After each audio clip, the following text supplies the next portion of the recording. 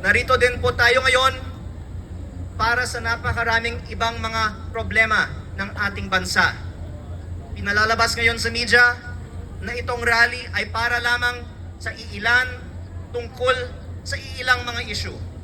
Pero sa tingin ko hindi po sang-ayon ang karamihan sa atin dito. Dahil napakarami ang mga problema sa ating bansa, napakarami din ang ebidensya ng korupsyon sa lahat ng mga probinsya sa ating bansa.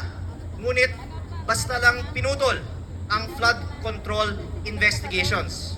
Kaya para sa mga nagsasabi na tayo ay walang ebidensya at tapos na ang panahon ng flood control at move on na tayo sa ibang mga bagay, tayo po ay nakikiisa sa panawagan ni Senator Marcoleta na ituloy ang hearings sa Senado at naghain din ako ngayong araw ng resolusyon para simulan muli ang mga investigasyon tungkol sa flood control sa Kongreso.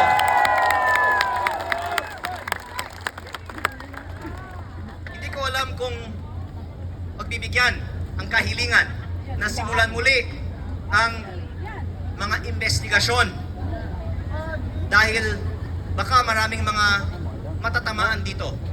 Ngunit hindi sila pwedeng magpahayag na inakasuhan nila ang mga may kasalanan habang ang mga iba na obvious naman na may kasalanan ay hindi kinakasuhan at hindi nila sinisimulan man ang flood control hearings. Kaya kung maaari po, isa-summarize ko lang ang ilan sa mga dahilan kung bakit isinulong ko sa Kongreso ngayong araw na simulan muli ang flood control investigations. Ang isa ay dahil ngayon ay tag-ulan at umuulan na nga ngayon. Kitang-kita po na kailangan natin ng bagong flood control projects. Ngunit isa at kalahating trilyong piso umano ay nawala sa mga maanomalyang DPWH projects sa mga nakaraang mga taon. Ngunit hindi tinapos ang mga investigasyon at hindi pa tinapos ang mga proyekto